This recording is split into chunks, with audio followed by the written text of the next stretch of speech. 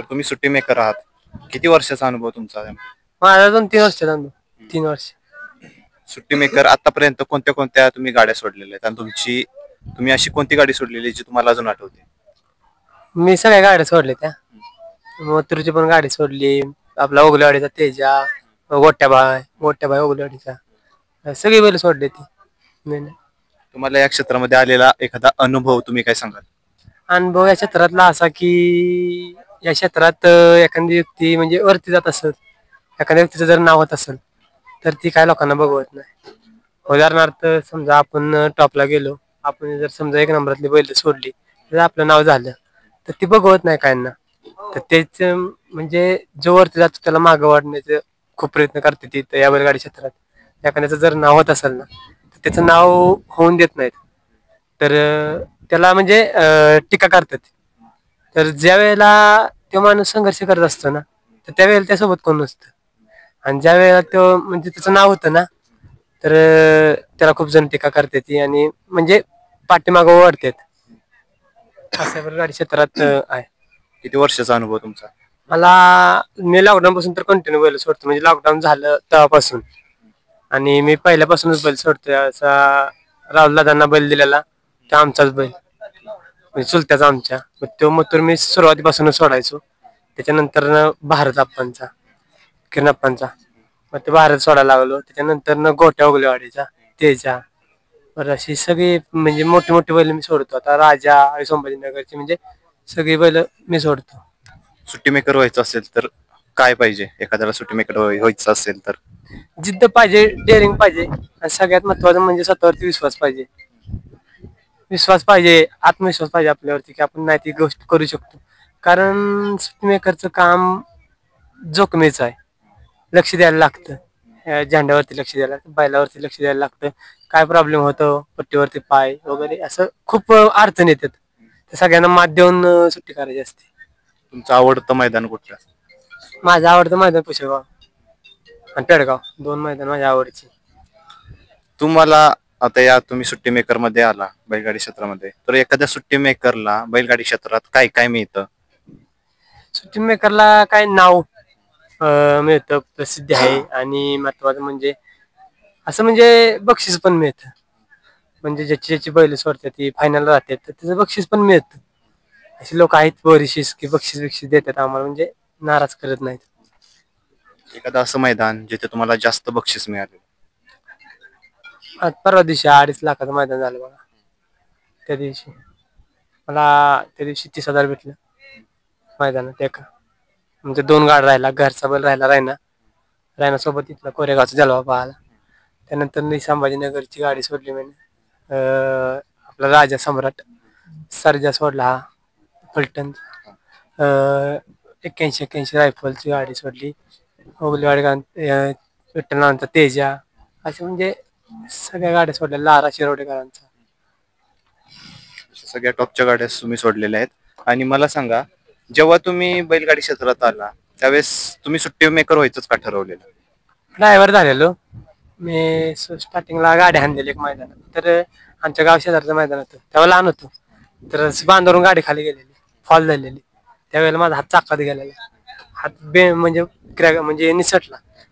तिथून ठरवलं की ही गाडीत क्षेत्र काय आपलं ड्रायव्हरचं नाही. मग सुट्टी चांगली करायचं. अक्षय ड्रायव्हर माझा भाव आहे हरपवाडीचा. म्हणजे त्याने आजपर्यंत मला चांगलं सल्ला दिले. म्हणजे आतापर्यंत जर माझं सगळं श्रेय असेल तर सोमनाथ देशमुख हरपवाडी आमच्या गावचं आणि अक्षय ड्रायव्हरला असेल. का म्हणून त्यानं मला चांगलं सल्ला दिला आतापर्यंत. हे नाही क्षेत्र तुझं, सुट्टी मेकर क्षेत्र आहे तर ह्या क्षेत्रातच चुकल, गाड्या बिड्या का हाणू नको. मग त्यानं मला चांगला सल्ला दिला की ह्या क्षेत्रात तू वरती जाशील. त्याच्यामुळे पण माझं नाव आहे. त्यानं मला भरपूर गाड्या दिल्या, चांगलं दिवस त्याच्यामुळे आलं माझं.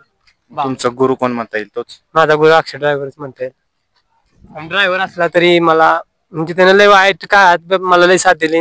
महत्वाचं म्हणजे मला सांगितलं, म्हणजे त्यानं मला दुनिया काय शिकवली. या दुनियेत आपलं कोण आहे आणि परक कोण आहे. या दुनियेत कसं असतं, माणूस मोठा झाला की त्याला म्हणजे पाठीमागच वाढते ती साथ कोण देत नाही. ज्यावेळेस संघर्षाच्या काळात असतं त्याला एकट्याच लढावं लागतं. आलेल्या अडचणी तुम्हाला आतापर्यंत? अडचणी तर खूप आल्या, पण त्यातून मी यश तर मला जेवढ्या अडचणी येतील ना त्याच्यापेक्षा दुप्पट मला यश भेटलं. या क्षेत्रामध्ये समाधानी राहणं का महत्वाचं आहे आणि किती महत्वाचं? त्या क्षेत्रात मन मोकळं राहिलं पाहिजे, निस्वार्थीपणा ठेवला पाहिजे, दुसऱ्याचा बैल आपला म्हणून सोडला पाहिजे. आज तुम्हाला माहिती ना, मी सगळ्यांची बैल सोडतो, असं कोणाचंच नाही. कोणाचं वासरू छोट्या गरिबांचं असलं तर सोडतो. आज बघितलं नाही का, गरिबाच्या गाडीसाठी मी मार खाल्ला, म्हणजे मी गरिबांसाठी पण करतो. त्यामुळे माझ्या पाठीमाग म्हणजे नंदींचा हात आहे, त्यांच्यामुळे माझं कधीच काय वाईट झालेलं नाही आतापर्यंत. किती तुमच्या जीवनात बैलगाडी क्षेत्रामुळे बदल झाला? बदल खूप झाला माझ्या क्षेत्रात. म्हणजे जी भांडण पहिले करायचो, बोंबलत फिरायचो याच्या त्याच्या माग, म्हणजे त्यात या क्षेत्रात मी काय ते शिकलो. मला ही कला भेटली, त्या कलेतनं मी माझी पोटापुरच कमवायला लागलो, घर चालायला लागलं त्याच्यावरती. तुम्ही शिक्षण काय केलंय? माझं ग्रॅज्युएशन झालंय कम्प्लीट, पण मला नादाशिवाय दुसरं काय सुचत नव्हतं. मग बैल पावायचो, ह्याची त्याची सांभाळायला आणायचो घरी. घरच्यांचा मग यामध्ये कसा प्रतिसाद भेटला की ग्रॅज्युएशन करून बैलगाडी क्षेत्र? घरच्यांची कधी माहीच नव्हती आपल्याला या क्षेत्रात जायचं, पण चोरून हे ते करून जायचो. शेवटी एक वासरू आणलं घरी, त्याच्यानंतर घरचे पण बोलले बाबा तुला हे क्षेत्र कर. मग त्यांच्या सपोर्टानं आता म्हणजे आहे. घरी एखादं वासरू घेतलंय? आत्ता घरी काहीच नाही, पण होते एक पाठीमागच्या वर्षी एक घेतलेला आम्ही, एक 7,000ला वासरू, आणि ते 2.5 लाखाला मी विकलं, म्हणजे ते असं घडवून त्याला. त्याच्यानंतर नाही आता काय घेतलं. पण एखादं वासरू स्वप्न, एखादं भविष्यात की घ्यायचं एखादं वासरू? एक स्वप्न होतं की मथुर जसा घेतलेला चुलत्यानं आमच्या, तर मथुर नंतर आम्हाला असं एखादा बैल लागावं देव नाही का. आम्ही त्या बैलाच्या घरात फोटो लावला, आम्ही त्या बैलाचा पाया पडल्याशिवाय घरात बाहेर निघत नाही. तर त्या बैलासारखा बैल एखादा नशिबात असेल तर, म्हणजे त्या बैलाची तर नाही बरोबर करू शकत कोणता बैल, पण त्याच्या खालोखाल तरी एक बैल असं लागावं अशी इच्छा आहे आमची. आता तुम्ही एवढं बैलगाडी क्षेत्रात आहात, मला सांगा या क्षेत्रामध्ये काय चालू व्हायला पाहिजे अजून? जसं तुम्हाला तुमच्यासाठी सुट्टी मेकर साठी पट्टी आली आहे, निर्णय देण्यासाठी कॅमेरे पण चांगले आहेत आता, तर अजून काय आलं पाहिजे असं तुम्हाला वाटतंय? आणखी काय, आता हे सगळं बरोबर आहे. बाकी फक्त गरिबांचा विचार केला पाहिजे, थोडाफार विचार गरिबांचा पण केला पाहिजे. कारण मोठ्या गाड्यांचा सगळेच विचार करतात, पण गरिबांसाठी कोण नाही, असा विषय. आणि आता तुम्ही सांगितलं की चालू होण्याचं काय जास्त काय नाहीये, म्हणजे एवढं असलं तरी ठीक आहे. मग आता सांगा की यातलं बंद काय व्हायला पाहिजे? बंद फक्त गरिबावरती असं, म्हणजे 2 नंबर मैदान होते ती, म्हणजे गरिबावरती आणणे होते ते नाही झालं पाहिजे. म्हणजे नाही का, आज जी संघटनेच्या नियमात चालले तीच चाललं पाहिजे. असं परस्पर काही दुसरं नाही केलं पाहिजे, नाही का. परस्पर मैदानात भरवली पाहिजे. आणि महत्वाचं म्हणजे गरिबांनी त्या मैदानात नाही गेलं पाहिजे. संघटनेचे जर मैदान असतील ना रितसर नियमाची, तरच गेलं पाहिजे, तर अशा बोगस मैदानात नाही गेलं पाहिजे. तुम्ही याच्या व्यतिरिक्त अजून काय काय करता? याच्या व्यतिरिक्त आमच्या घरी गाय आहेत, आमच्या 12 गाय आहेत, म्हशी आहेत 2-3, आणि शेती आहे भरपूर. हा, शेती आहे, म्हणजे सगळं तुम्हाला बैलगाडी क्षेत्रानं मिळवून दिलंय. आणि आता तुम्ही टॉपच्या पण गाड्या सोडलेल्या आहेत. आता तुम्हाला काय वाटतंय, हे जे मैदान होतंय, प्रत्येक जण काय करतात, बक्षिसं पण बघून जातात की बक्षिसं जास्त असली तर मैदानात जातात, बक्षिसं कमी असले तर जात नाहीत. त्या बक्षिसाबद्दल तुमचं काय मत आहे? बक्षिसं का अजून बदलाय पाहिजे? बक्षिसाबद्दल काय मत नाही. बक्षीस कमी ठेवलं तर गरिबांची गाड्या जातात, बक्षीस कमी असलं तर प्राइस फी कमी असते, आणि प्राइस फी कमी असली तर गरिबांना बरं पडतं. 1-2 पाव कसं असतं, एका गरीबाकडे काही 2 खांदे बाहेरची बैल नसतात, तर एखादा बैल आतला असतो, एखादा बैल बाहेरचा असतो, तर त्यांनी एक चिठ्ठी टाकली तर ती बाहेरून निघू शकते. मग अशा 2-3 चिठ्ठ्या टाकायला लागतात, त्यामुळे एखादी तर गाडीमधून निघते, नाही का. तर शेवटला, या व्हिडिओच्या शेवटला तुम्ही काय सांगाल, जे ज्यांना सुट्टी मेकर व्हायचे आणि जे आहेत त्यांच्यासाठी तुमचा काय सल्ला असेल? सुट्टी मेकर व्हायचं काय अवघड नाही, फक्त मनाची जिद्द बाळगली पाहिजे की मी ही गोष्ट करू शकतो आणि ती मी गोष्ट करणार.